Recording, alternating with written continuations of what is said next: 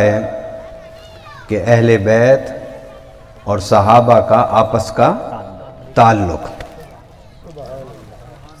کون نہیں جانتا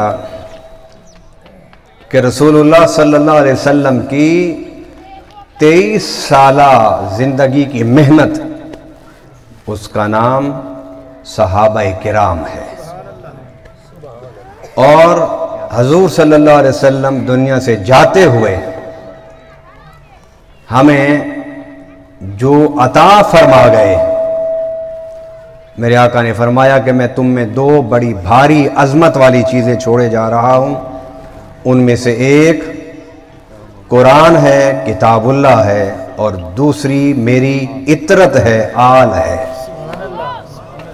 اور جب تک ان کے ساتھ وابستہ رہو گے گمراہ نہیں ہوگے۔ اور حضور صلی اللہ علیہ وسلم نے ارشاد فرمایا کہ میری اہل بیت یہ حضرت نوح علیہ السلام کے سفینے کی مانند ہے، جو اس میں سوار ہو جائے گا وہ نجات پا جائے گا، اور جو اس سے رہ جائے گا وہ ہلاک ہو جائے گا۔ اور حضور صلی اللہ علیہ وسلم نے ارشاد فرمایا کہ میرے صحابہ آسمان ہدایت کے چمکتے ہوئے تارے ہیں، ان میں سے جس کی سفینے میں جو بیٹھ گیا اس نے سفر شروع کر دیا، میرے آقا نے فرمایا وہ تباہی سے بچ گیا، گمراہی سے بچ گیا۔ لیکن جو سفینہ میں سفر کیا کرتے تھے لوگ، وہ راستہ پوچھتے تھے رات کے چمکتے ہوئے تاروں سے،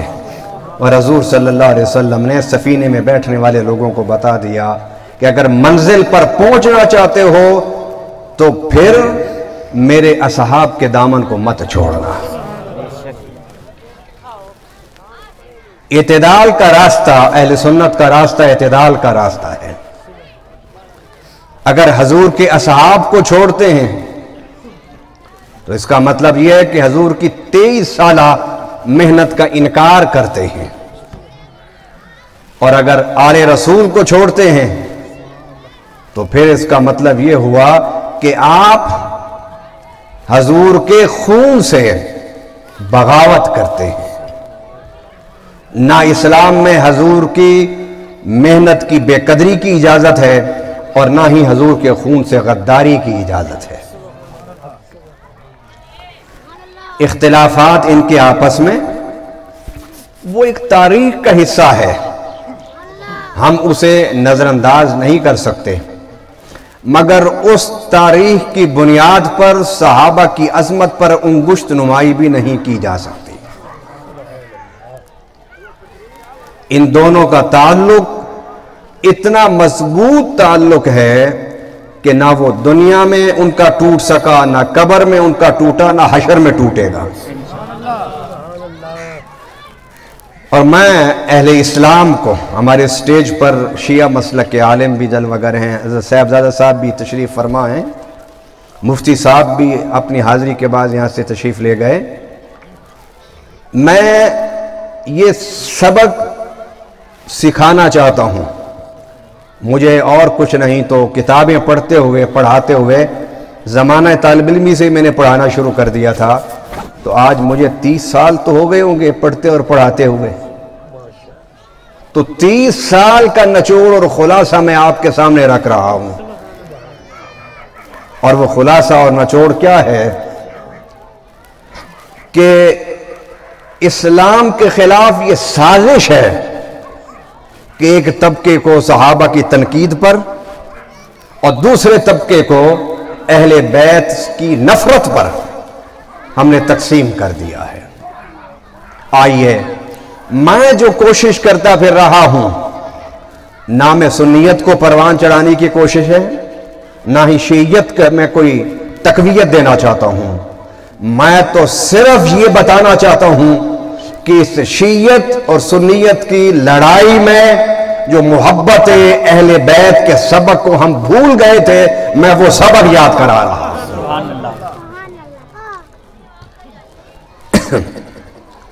ان کا تعلق میں آپ کے سامنے ایک حدیث رکھتا ہوں،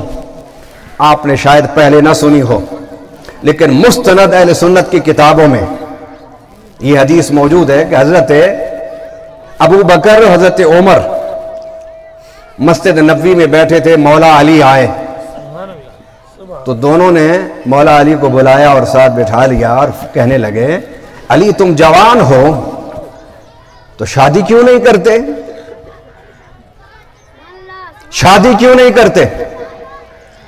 مولا علی نے کہا کہ میں کہاں جاؤں رشتہ مانگنے کے لیے، اور دوسری بات یہ کہ ابھی میرا کوئی روزگار بھی نہیں ہے کہ میں شادی کے بعد کی ذمہ داریاں اٹھا لوں۔ سیدنا ابو بکر عمر نے کہا کہ تم نہ گھبراؤ، ہم تمہاری شادی کا خرچہ بھی کریں گے، تمہیں گھر بار بھی دیں گے اور بعد کی ساری ذمہ داری بھی ہم اٹھائیں گے۔ یہ دشمنوں کی باتیں ہیں۔ اس کے بعد مولا علی پوچھتے ہیں کہ رشتہ کہاں جاؤں میں مانگنے کے لیے؟ انہوں نے کہا چلو حضور کے پاس جاؤ اور حضور کی بیٹی فاطمہ الزہرا کا رشتہ مانگ لو۔ مولا علی کے الفاظ ہیں، آپ نے فرمایا کہ مجھے جھجک ہے اکیلا جاتے ہوئے، تو دونوں شیخین نے کہا علی تم اگر اکیلے نہیں جانا چاہتے ہم دونوں تیرے ساتھ چلتے ہیں۔ تو یہ تینوں اٹھ کے گئے اور حضور صلی اللہ علیہ وسلم حضرت عائشہ الصدیقہ کے حجرے میں تھے، تو یہ دونوں باہر رک گئے اور کہا علی تم جاؤ، ہمت کرو، جا کے بات کرو،